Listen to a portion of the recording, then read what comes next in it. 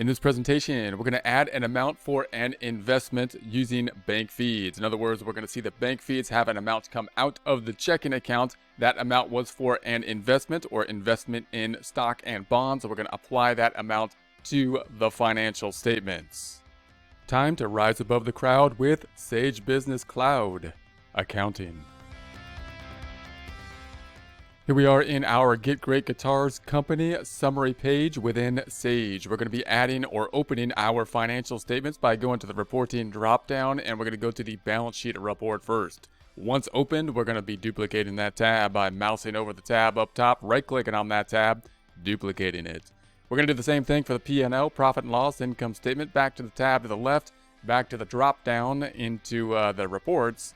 Within the drop-down, we want the P&L this time, or the profit and loss, otherwise known as the income statement. And for some reason, it didn't do that to me again. I clicked on reports. So I'm going to go to the P&L again and see if it does it this time. Then I'm going to go back up top and right-click on that tab too, and then duplicate that tab. Let's go on back to the balance sheet, check the dates. I think the dates are okay because Sage is memorizing the dates properly, which is very nice. It is. That's the one. That's where we were last time. I like that. And here it is. I like that. It's not trying to take me back to the current day. It's sticking with what I did before. That's different than other softwares, and it can be useful for that. So I'm going to go back up to the summary, or actually we're in the first tab this time, and we're going to be going to the banking information. So we want to go to the banking information. We're, of course, looking at those bank feeds once again. Looking at the bank feeds, adding them. So we have 7 imported transactions left. Let's open up those 7 transactions. They're currently in the Sage bank feed limbo, and we're going to be pulling them on over to the financial statements.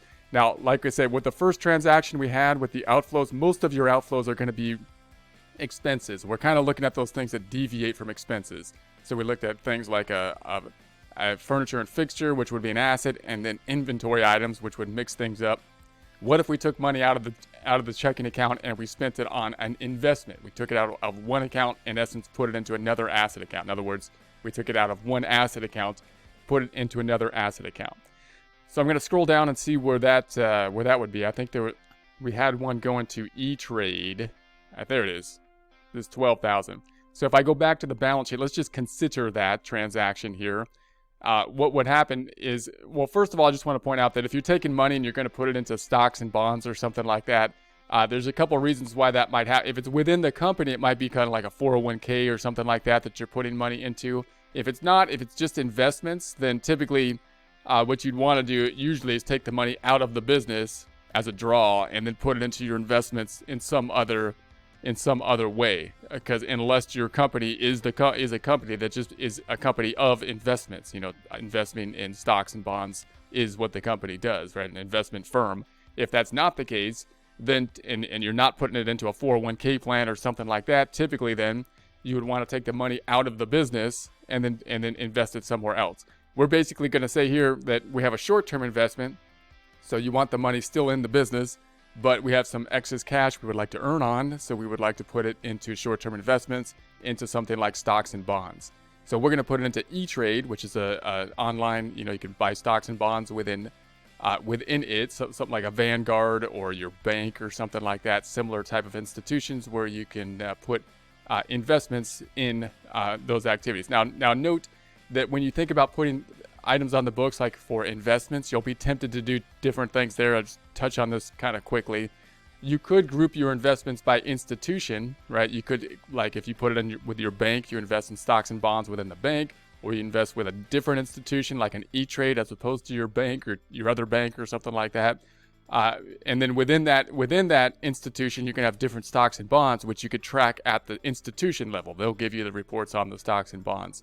Or you might be tempted to put the information on your books and get more detailed, like put the actual, types of stocks and bonds that you're putting into the system, like large cap, small cap, or actually the actual stocks and bonds. I would be careful getting too detailed on your accounting books here. You might want to think about this as kind of the general overall accounts, and then track the detail with it with some other record, some other software or some other records, or just the software provided to you by the institution to get that more detailed information. Otherwise, you can get kind of spend a lot of time that might not be necessary for the financial reporting.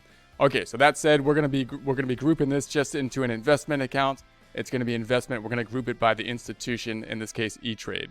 So 12,000 came out here. This is not gonna be an expense. It's gonna go into another asset account. So I'm just gonna once again copy the reference. So I'm just gonna pick up that reference. That's who it's going to. That's gonna be the vendor. We're gonna create a new vendor, which will be E-Trade. And then it's going to be going into an asset account. And I would assume that we don't have an investment asset account yet. Investment, no. So I'm going to make an account at this point. Now note that here within Sage, they don't kind of allow you typically to just make the account here. So I can't just, if I was to put in investment and tab, it won't let me, it won't say, hey, I'm going to create an account for you. And that might be good because it's probably best to actually go to the chart of accounts and see the chart of accounts as you're adding accounts to it.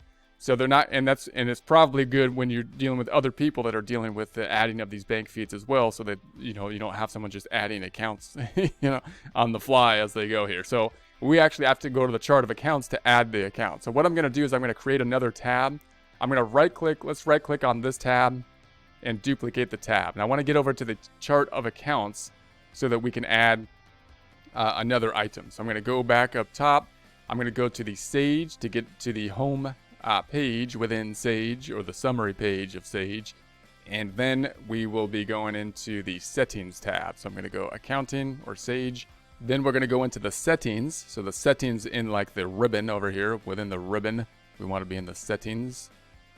Next, we're down in the financial settings and we want to select the chart of accounts. So pick the chart of accounts.